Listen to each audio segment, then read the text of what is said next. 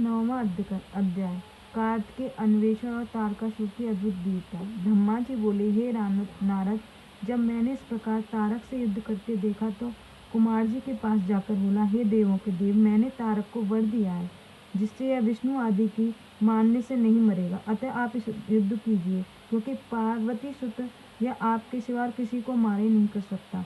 मैं आपसे जैसा कहता हूँ वैसा कीजिए, आप इसे मारने के लिए शीघ्र तैयार हो जाइए। ये महावीर देवता व्याकुल हो गए, इसकी रक्षा के लिए कीजिए। हे नारद, मेरी इस वाणी को सुनकर शंकर तनय कुमार हंसते हुए तथास्तु कहा, फिर वो महाप्रभु रथ से उतरकर पैदल होगा, एक परम कांतिमान उल्का के समान अपनी शक्ति को उठा लिया।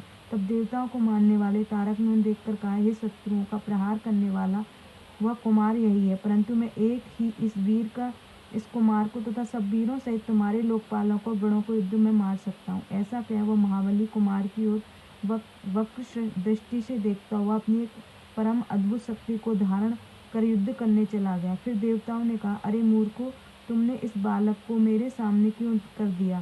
तब क्या तुम सब और विशेषकर विष्णु को ऐसा करते लज्जा नहीं आती? परंतु क्यों आती? यह विष्णु तो सर्वदा निर्लज्ज है, दोषी, छली, अविवेकी। इस प्रकार तो इसने जाने कितने छल और पाप किए हैं। इंद्र भी तो ऐसा ही है। इन दोनों पापियों के बल से तुम लोग रण में विजयी नहीं हो सकते। अरे मूर्खों, तुम अपने प्राण त्यागने क्यों चले आए? ये दोनों बड़े स्वार्थी हैं, धर्म के जाने बिना इस कृत्य निष्फल हो जाते हैं। दोनों तो बड़े ही दुष्ट हैं। देखो ना, इन्होंने इस बालक को मेरे सामने कर दिया। अब मैं जो इस बालक को मारूंगा तो इसका पाप इन्हीं दोनों को लगे, किंतु हे बालक, तुझे तो अपने प्राण बचाने चाहिए। जा, तू भाग जा, मैं तुझे नहीं मारूंगा। इंद्र और विष्णु की इस निंदा के तारक का पुण्य क्षीण हो गया। इसी समय इंद्र ने अपना वज्र चलाकर उस पर प्रहार कर दिया। वह पृथ्वी पर गिर पड़ा, परंतु तीक्ष्ण रोष से उठ खड़ा हुआ और ऐरावत पर चढ़े हुए इंद्र अपनी शक्ति को प्रहार से धराशायी बना दिया। इंद्र के गिर जाने से देवताओं में हाहाकार मच गया। तारक ने उस गिरे हुए इंद्र को अपने पैर से प्रणादित किया, इससे इसी का धर्म क्षीण हुआ। यह देख विष्णु जी ने उस पर अपना चक्र चला दिया।